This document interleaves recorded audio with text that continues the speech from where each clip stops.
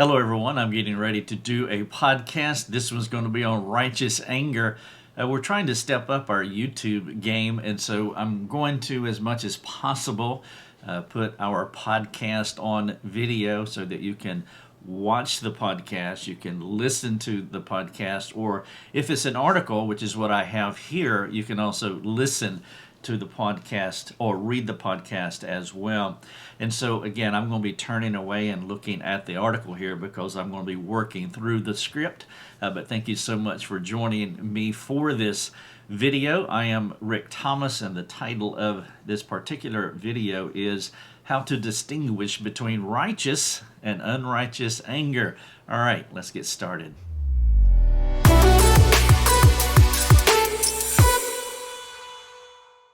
There are times when it's hard to tell if a person's anger is righteous or not. And then, of course, there is this added degree of difficulty that we tend to think best of ourselves when it comes to our own anger.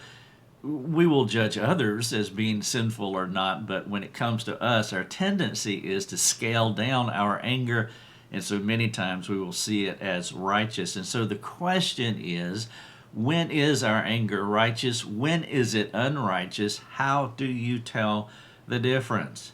Well, righteous anger is the term that Christians use to describe someone who is not sinning when angry.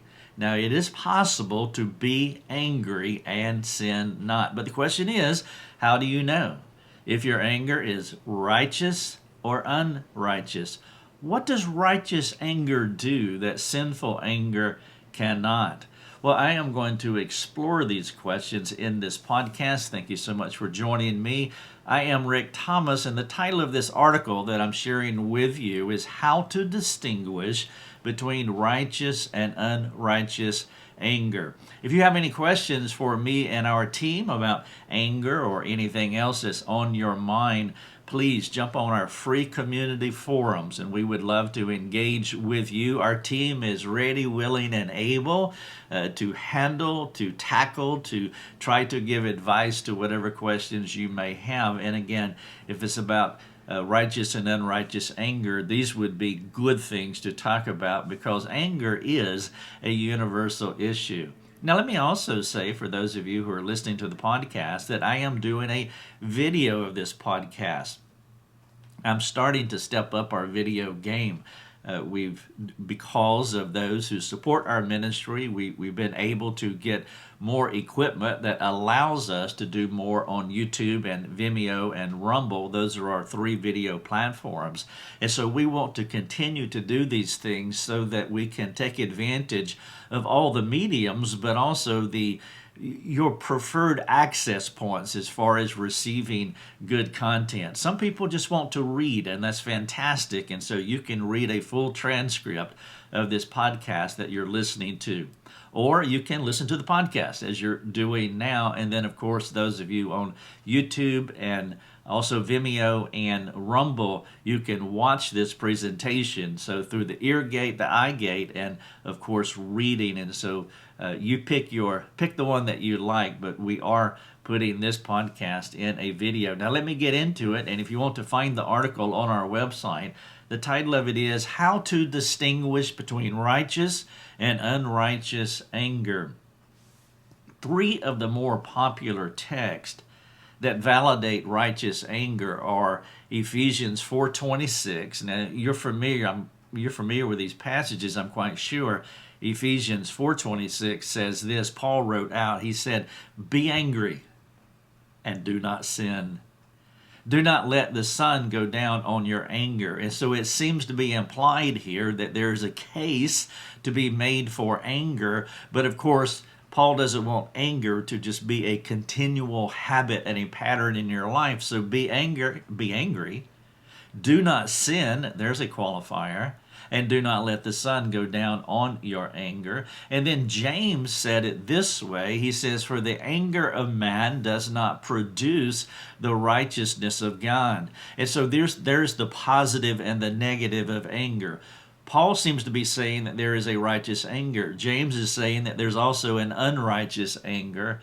And then the passage that I want to work through in this podcast is Matthew 21, verses 12 through 14. I'll share part of that with you, but you already know the passage. It says that Jesus, this is Matthew 21, Jesus entered the temple and drove out all who sold and bought in the temple. And he overturned the tables of the money changers and the seats of those who sold pigeons. And then, of course, there's verses 13 and 14. And this would be a good passage for you to look at. And I'm going to talk about it in this particular episode. Now, of course, there are the Psalms. The Psalms are full of passages of people who express anger, like anger to God regarding the evil in our world. And then there are also the Proverbs, where we learn about sinful anger. And so I do not struggle with putting all of these verses together, or at least some of them, and placing them under the heading of righteous anger. Yes, you can make a case for righteous anger, and I'm going to do that here. But my concern is that some people, like maybe me, some people are just too quick to label their anger as righteous, while those on the receiving end of their anger are more hurt than helped by it. Now, that is one of your clues, by the way. If the person on the other end of your anger is more hurt than helped by your anger, then, well, it probably was not righteous. Righteous anger, for example, has elements that do not comprise sinful anger. And in this podcast, I am going to work through 3 of those elements. But because our collective tendency is to esteem ourselves more than others, it is wise to have a solid biblical footing for our beliefs and our practices. And so let's look at 3 of those elements in this podcast, and I trust that you will spend some time comparing your most recent display of anger with the 3 elements of righteous anger that I'm going to present to you. So maybe this would be a good time to pause the podcast or the video and think about the last time you were angry, or the last few times that you were angry with someone. And so before going further, how would you classify it? How would you classify that angry moment? Was it righteous or was it unrighteous? Perhaps you can reflect on when you were confident that your anger was righteous. And so now you're making a case for righteous anger. And so here's the question. How does that case that you're making for the last time you were righteously angry compare to these 3 elements that we see in Matthew 21, verses 12 through 14, where Jesus, without question, was righteously angry? And so how does your righteous anger compare to his? Now let me give you the 3 elements of righteous anger, and then I'll get inside of all 3 of those. Number 1 is righteous anger has a humble aspect to it. So you could say anger and humility. A second core element to righteous anger is redemption. And so you could say anger and redemption. And then the third core element to righteous anger is community. Anger and community. And so we're going to look at community and anger, redemption and anger, and humility and anger. And all 3 of those things comprise what we call righteous anger. And so let's take a look at anger and humility. Discerning our anger is essential, especially if we have been sinfully angry, which is what I am calling unrighteous anger.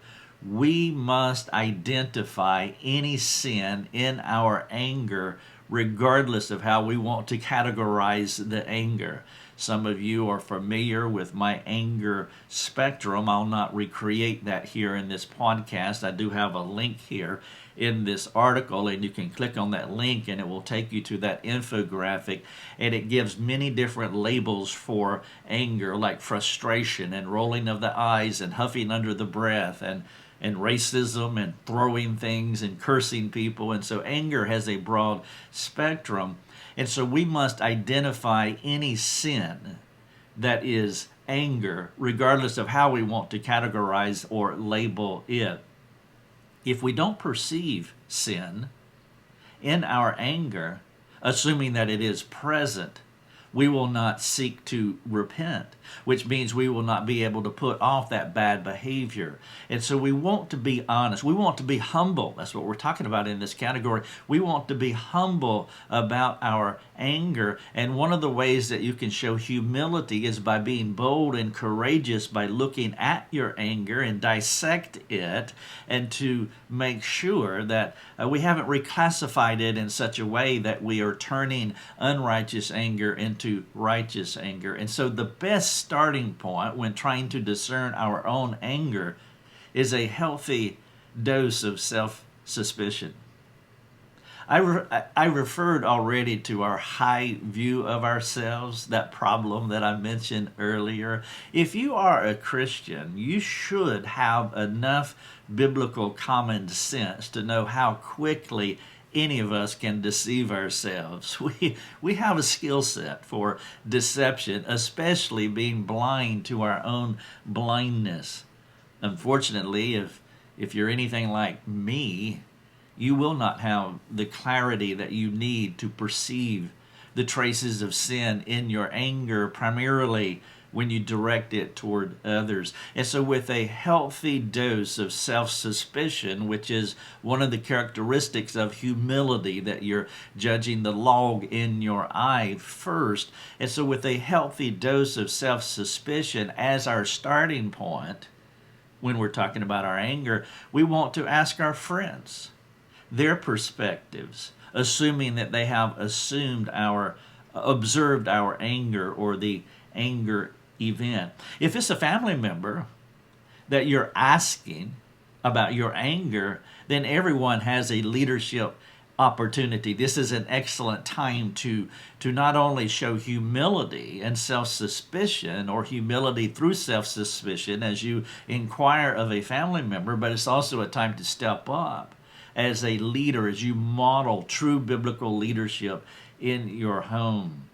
Of course, if your anger truly is righteous, then of course you are humble enough to ask others how they experience you. If it's righteous anger, you're humble. If you are humble, you have nothing to fear, nothing to hide, nothing to protect. And so if it truly is righteous anger, you will not struggle by asking them how they perceived and received the anger that came from you. Now, if you can't ask these questions of the people who experienced your anger, well, then you probably have your answer to your anger, and it's not righteous. And so one of the elements that make up righteous anger is humility. And so let me ask you a couple of questions about humility. Number one, do you have a healthy dose of self-suspicion about how you observe yourself? Rick, do you have a healthy dose of self-suspicion about how I look at myself in the mirror? And then number two, do you regularly ask others how they experience your communication? Now, if you do not regularly ask others how they experience your communication, and I'm not just talking about anger, it could be anger that I'm talking about, but how do they experience your communication? This is a common question that I do ask Lucia and have asked our children often. How did that sound to you? How did I come across? By the way, as a counselor, I've asked this question for years in the counseling office, especially when things get tense and you're trying to communicate a point and maybe a person is being stubborn or they're not getting something that they should see. There have been many times when I've asked them, how did I come across to you? And sometimes I have come across harshly, and I have had to ask them to forgive me. I was right in my observation, but I was wrong in my delivery. And so do you regularly ask others how they experience your communication? If you do not do this, why not? And so I'm talking about three core elements that make up righteous anger. The first one here is humility. The second one is redemption, anger and redemption. The passage of scripture that I've been looking at is Matthew 21, verses 12 through 14. Again, it goes like this. Jesus entered the temple and drove out all who sold and bought in the temple, and he overturned the tables of the money changers and the seats of those who sold pigeons. He said to them, quote, "It is written, my house shall not be called a house of prayer, but you make it a den of robbers," end quote. And the blind and the lame came to him in the temple, and he healed them. That last sentence there is just stunning. The most popular passage used when talking about righteous anger is when Jesus turned the tables over in the temple. This passage is essential for any discussion on anger, but even more so when trying to discern the differences between righteous and unrighteous communication. This portion of Scripture is narrative. Now that's important. What do I mean by narrative? It is just simply telling a story. It's just a story. It's a narrative part of the Bible. The point of the passage is not about anger. That is not the point. A story tells a story, and so we want to make sure that we understand the point of the story, even though there's other things going on in the story, but a story can only have one point. And so this passage is not about anger, though there are some things that we can learn about the anger of Jesus, one of which is the redemptive nature of his anger. Though he physically harmed a few tables, he did not physically harm any humans. The point of his anger was not to be verbally abusive toward anyone. The point of his anger was to be restorative in the lives of those who would listen to him. Not everybody would listen to him, but the point of his anger was to be restorative. This outcome aligns with what Paul taught about our communication style in Ephesians. Our communication must aim to build up another person. That is this idea of communication and redemption. Paul said it this way in 4:29 of Ephesians. He says, "Let no corrupting talk come out of your mouths." Corrupting talk has this destroying effect. Unrighteous anger has this destroying effect as well. "Let no corrupting talk come out of your mouths, but only such as is good for building up." The redemptive purpose of communication, well, righteous anger has a building up, redemptive purpose to it. Paul says, "But only such as is good for building up, as fits the occasion." And in the occasion of the temple that day, the type of communication was righteous anger. Paul goes on to say in Ephesians 4:29 that it may give grace to those who hear. There were some people in the temple that day who were sabotaging the purposes of the temple. Jesus wanted them to know how they had defiled the temple, and he would not stand for it. His desire was not to hurt anyone, but to draw attention to the unrighteous error that they were making. He wanted to redeem their religion, not harm humans. Perhaps reflecting on these questions will aid you in examining your anger responses in this particular element here. I'm talking about anger and restoration.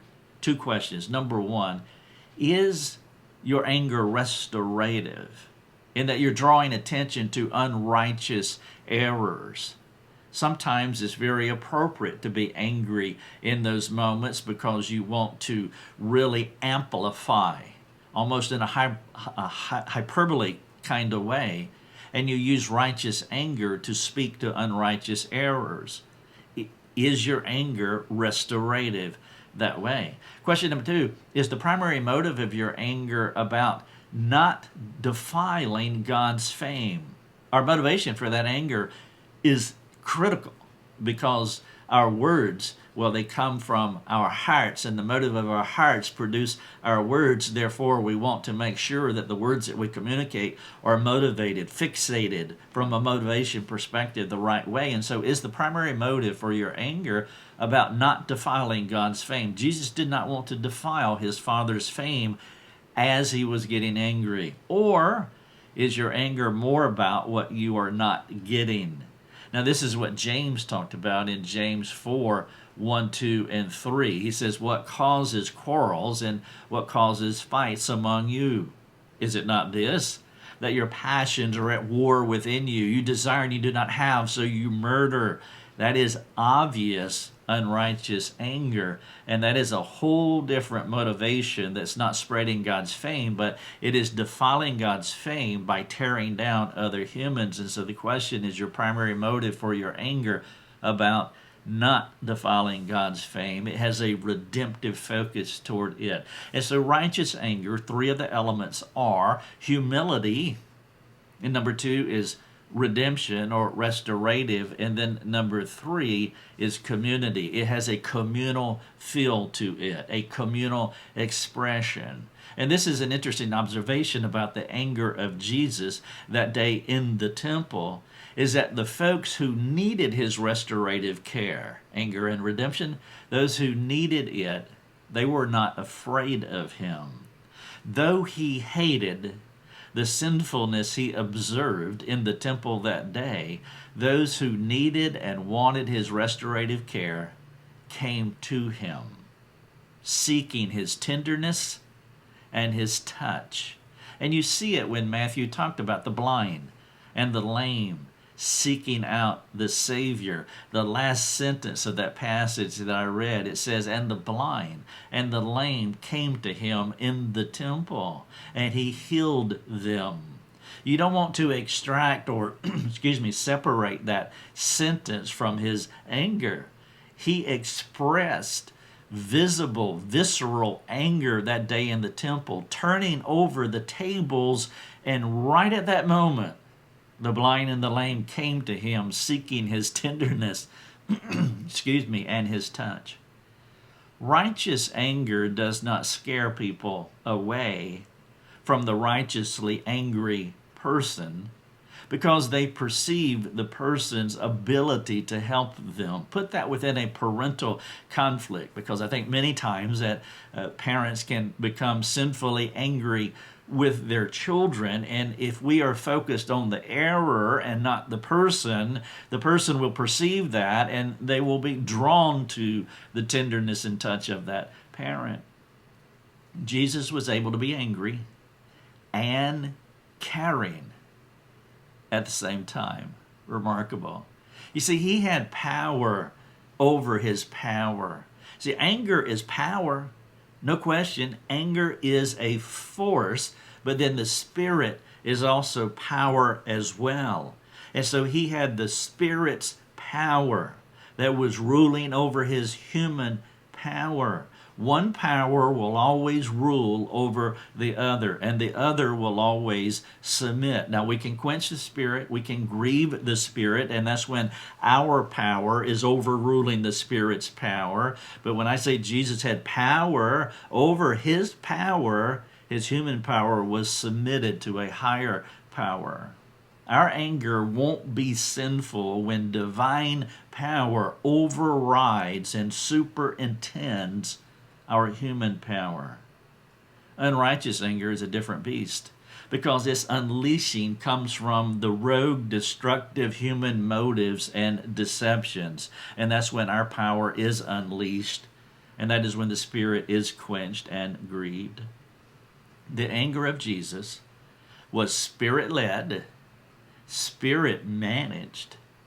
Spirit-controlled anger allowed him to focus his fury on the sinfulness at hand. And unlike a raging river out of its banks, his anger did not negatively affect those who needed more than his righteous indignation. If our anger is righteous, it should not be a stumbling block to those within earshot to find help, even from the one expressing the anger. Righteousness begets righteousness, not unrighteousness. You remember what James says, for the anger of man does not produce the righteousness of God.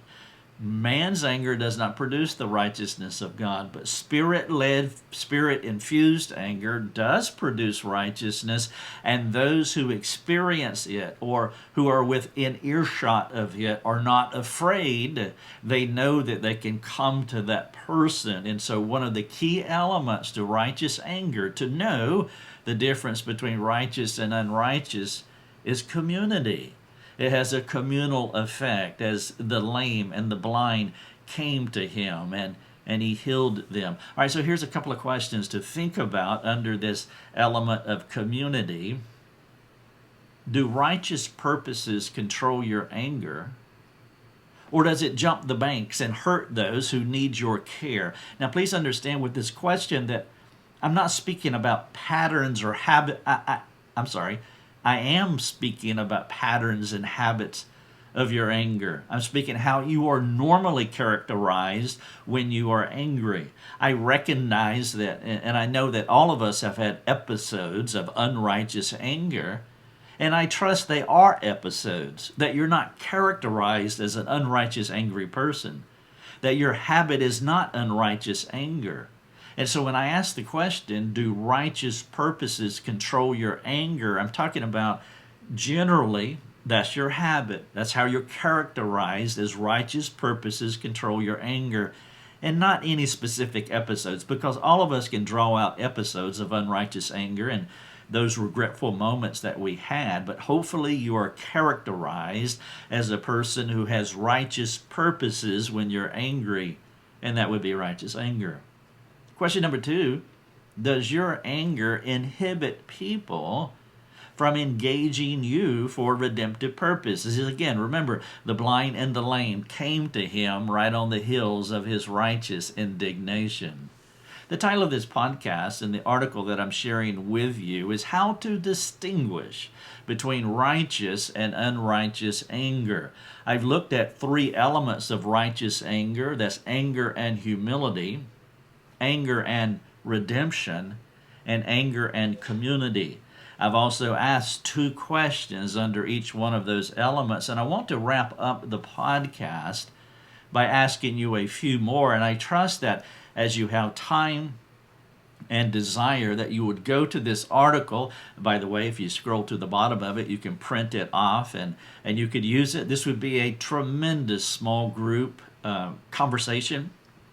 It would also be a great conversation within a marriage between a husband and a wife, and of course for a family to sit around at the dinner table or hanging out in the living room or wherever and working through this article could be hugely transformative for the folks within that familial dynamic. But the key to this podcast really is humility.